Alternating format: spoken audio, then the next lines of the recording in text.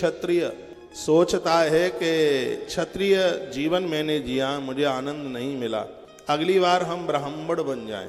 श्रीमद् भागवत में एक ऐसी कथा आती है राजा मुचकुंद की। जब भगवान ने उनको दर्शन दिए तो कहा वरदान मांगिए, तो मुचकुंद ने कहा राजा बनकर के शांति नहीं मिली, प्रजा बहुत थी मेरे पास, धन संपदा भी कहीं कोई कमी नहीं रही, लेकिन हे भगवान यह राजा बन करके मुझे आनंद नहीं मिला, तो आप यह वरदान में दे दीजिए अगली बार मैं क्षत्रिय नहीं, अगली बार मैं ब्राह्मण बनना चाहता हूँ।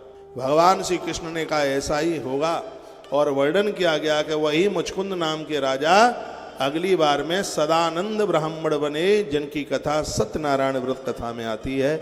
ये धरती पर सदानंद ब्राह्मण बन के आए। और मैं कहूँगा ताली बजाओ तो जोर से नहीं, बिल्कुल मत बजाओ। यदि कोई क्षत्रिय से ब्राह्मण बनना चाहता है तो क्षत्रिय पंचलक्षेणा क्षत्रत्तम अपनेष्यति पुनश्च पंचलक्षेणा क्षत्रियो ब्राह्मणो भवेत्। उसको 10 लाख ओम नमः शिवाय का जप करना पड़ेगा, 5 लाख क्षत्रिय को समाप्त करने के लिए और 5 लाख जप है ब्राह्मण बनने के लिए। इस प्रकार से क्षत्रिय पंचलक्षेण क्षत्रोत्तम अपनिष्यति, 2 बार पंचलक्षण का है, पुनश्च पंचलक्षण, फिर एक 5 लाख और जप करे, क्योंकि क्षत्रियो ब्राह्मणो भवेत्। फिर वह निश्चित रूप से क्षत्रिय ब्राह्मण बन करके धरती पर जन्म लेगा।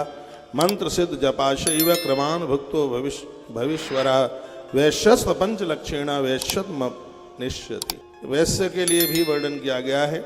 उसके लिए कहा गया है कि तुम्हारे घर से कभी कोई भूखा न जाए, तुम अपने वैश्य धर्म को निश्चित रूप से उसका पालन कर सकें। रामायण में भी वैश्य के लिए 2 बातें कही, एक महादेव की पूजा और एक अतिथि सत्कार। गुरुदेव वशिष्ठ ने तो यहाँ तक कह दिया कि भरत, ऐसा वैश्य जिसके यहाँ से कोई भूखा चला जाता है और भगवान शिव का पुजारी नहीं है, तो उसके मृत्यु पर सोचना चाहिए कि इसका जन्म धरती पर क्यों हुआ, उसका जन्म धरती पर नहीं होना चाहिए था। यूं तो किसी के ही घर से कभी कोई भूखा ना जाए, लेकिन विशेष रूप से वैश्य की देहली से तो कभी कोई भूखा ही ना चला जाए। स्वयं भगवान महादेव की वंश परंपरा में एक वैश्य पैदा हुए हैं, जिनको आप माहेश्वरी के नाम से आप जानते हैं। भगवान शिव की कृपा से उनका आगमन, उसका जन्म धरती पर हुआ। भगवान शंकर की पूजा चारों वर्णों के लिए सुखद है, तो किसी भी वर्ण में जन्म क्यों नहीं हुआ है, भगवान महादेव का मंत्र और भगवान शंकर की पूजा, चारों वर्णों को जप करने का, पूजन करने का पूरा अधिकार शिव महापुराण के अंतर्गत